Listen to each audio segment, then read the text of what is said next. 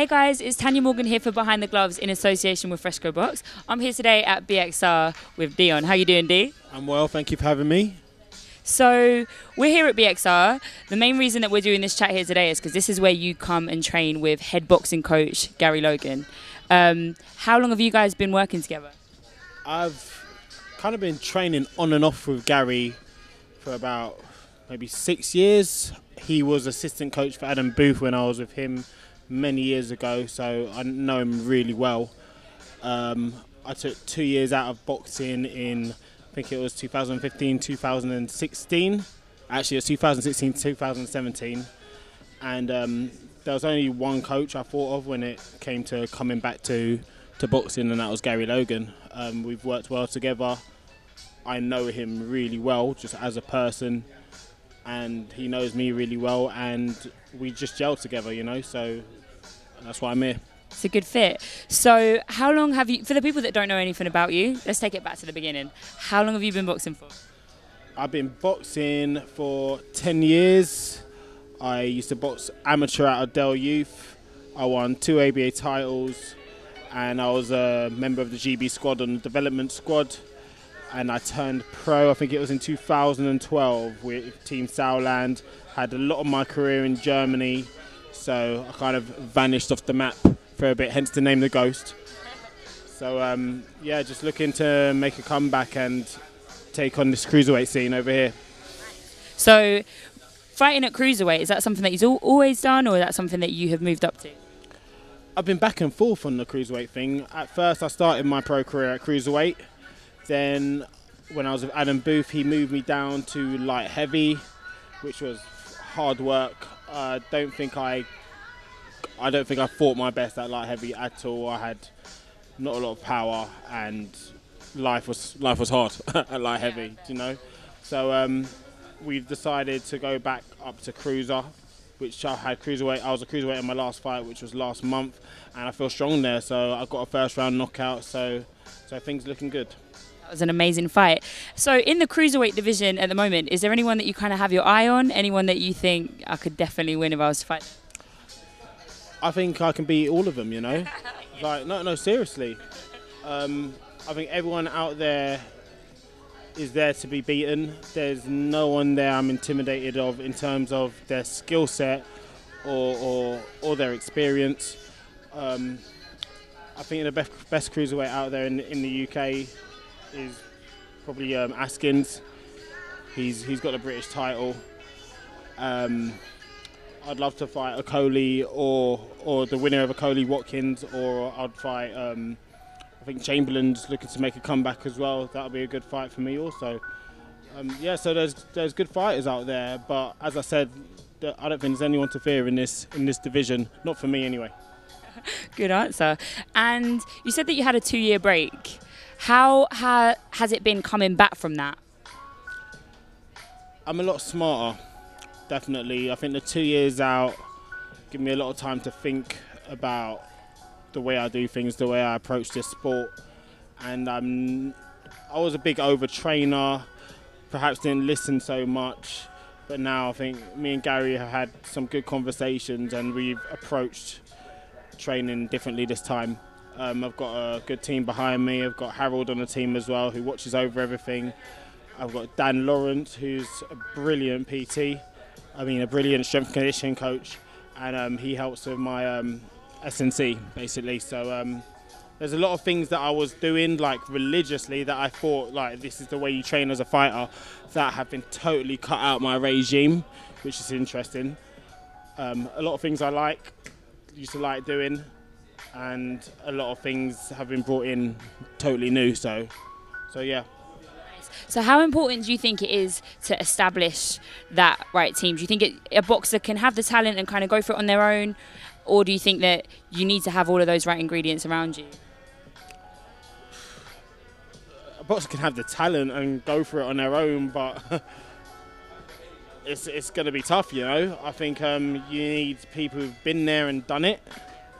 You need someone who knows about the body, someone who knows about strength and conditioning, someone who knows about the anatomy, and as I said, someone who just knows boxing. by being there and doing it, I mean, like, for example, my coach Gary Logan, I think he's had like 39 fights, and he's been around boxing for such a long time. He's just experienced the game, so I know there's no question I could give him that he can't answer, and that's comforting, you know. So yeah.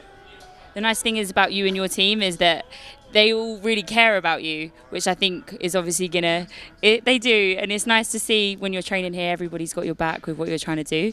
In terms of what you want to achieve in boxing, have you got your kind of heart set on any goals in particular? I'd like a British title, first things first. It's something I've always wanted. I've always wanted that Lonsdale belt. I've always wanted to be #1 in the UK, first things first, before moving on to better things. So yeah, I do want to take over. I want to be the best fighter I can be, and I believe that will take me all the way to the top. But first things first, I need to be the best. I need to prove myself the best in the UK first. So that's what we're doing. Is there anything that, in terms of training and just like living a boxer's lifestyle, is there anything that you struggle with? Not really. It must be hard. Do you find that you manage to fit in having a life, socialising, anything like that, or are you just all about boxing all day, every day? I love this sport, you know. Like, having a social life is hard, yeah, but there's nothing more important to me than reaching my potential, and this sport has definitely given me that. Forces you to ask questions to yourself and always pushing the limits, pushing your boundaries, you know, becoming a better person every day. Nice. So if you wasn't doing boxing, what do you think you would be doing? I'd probably be in a lot of trouble. It's the same thing that Sherelle said earlier when I asked her that question. You know what? It's something that everyone says, but seriously, like, I'd probably be in a lot of trouble. I think this sport from a young age has given me direction and a lot of discipline, and just kept me on the right road. And in terms of being a boxing fan, any fights happening at the moment, or any fighters that you just enjoy to watch as a fan? Who do I like? Anthony Joshua, of course. Yeah. Of course, our boy Anthony Joshua. I like the Charlo twins at the moment. Yep. They're just destroying everyone. It's interesting to watch Carl Frampton's come back. He is always a fighter who I've watched religiously, and yeah, that's it really. Was you a fan of boxing when you was a kid? Do you remember watching fights when you was growing up? Yeah, I used to love watching Evander Holyfield. Evander Holyfield was a big favourite of mine. One of my favourite fights is Evander Holyfield against Mohammed Dwight Kawi. Big fight, watch it if you can. I think they have 2 fights. Just the head movement of Kawi and the footwork of Evander Holyfield is something I try to emulate. Not as well, obviously, but I try my best. And when can people watch you fight next? Have you got anything lined up? I've got a fight on the 19th of May. Okay. It's at the York Hall in Bethnal Green, and this will be my 10th victory. So if you'd like to come, DM me on Instagram. My Instagram is @Deion Jumah, and I'll try and get in contact with you and for tickets. Or they can come to BXR, hit us up. We'll send them your way. And how are you feeling about that fight? You feeling excited about it? Do you ever get nervous? Yeah, but I get more nervous like about 2 days before. But after like that 2-day period is gone, on fight day I'm kind of just ready to go, ready to do it, you know. So no nerves. Do you find that social media and things like that are something that you enjoy doing, or is it something that you're kind of having to work on to kind of put yourself out there and promote yourself as a boxer? Is there a pressure for you to kind of stay active so people know who you are and what you're doing? There's no pressure. People tell me that I should be using it more, and maybe I should. I kind of just like being myself on social media. Sometimes I don't like going on it. A lot of times I do. I'm on my Instagram actually all the time. But obviously when you're approaching a fight, you need to be posting more often. As soon as my fight's done, I'm normally like off my Instagram for a week because I've just had enough. But yeah, I do enjoy it. I love Instagram, on it all the time. And in this build-up to this fight, what's been the hardest thing about it? Gary puts a lot of pressure on me, and he's never happy with anything I do. So, basically, I tell myself, if I've impressed Gary in a week, if Gary gives me one compliment in the week, then I've done all right. But it's rare I get one compliment in a week. But this week I've got a couple of compliments, so I'm happy. So you're doing good. Two compliments. All right, so when you get into the ring and it's just you left in there, what is it that you're fighting for? Do you have like a goal in your head, like a lifestyle that you want, or just something that you're fighting for when you're in there? Well, I want to win, obviously, first things first, you know. Do you think, because I always think like people get in there, they're thinking about the lifestyle that they want. They want to buy a house, they want to buy a car, and they're in there literally putting their life on the line to try to make those things happen. Do you have that pressure on yourself to try to get to that? Yeah, I want to, I think I said it before, like I just want to reach my potential. That's my potential as a fighter, that's my potential whether it be making a lot of money. But as a fighter, I always want to improve. I like testing myself, and that's why it's important soon that I get a test, you know, in terms of these cruiserweights, so I can become a better fighter. And if you could go back in time and talk to your younger self, is there any advice that you think at any point would have just helped you out? If you could go back and tell yourself now, what would it be?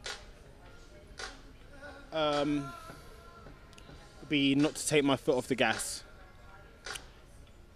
Whenever some doubts came, I think when we were all younger, tend to doubt and take your foot off the gas a bit. I wish I just kept going. But I'm here now. We're back, so it don't really matter. Yeah. I'm back. And we look forward to watching you. When did you say your fight was? The 19th of May. 19th of May. Okay, well, we look forward to watching you. You've let everybody know what your Instagram is. Get behind Deion. If you're not already following him, you know what to do. Thanks for watching, guys, and thank you for your time, Dee. So glad we finally got to do this. Hey Fight fans, it's Michelle Joy Phelps. If you haven't already subscribed to our YouTube channel, make sure you do so by clicking this icon right here, or else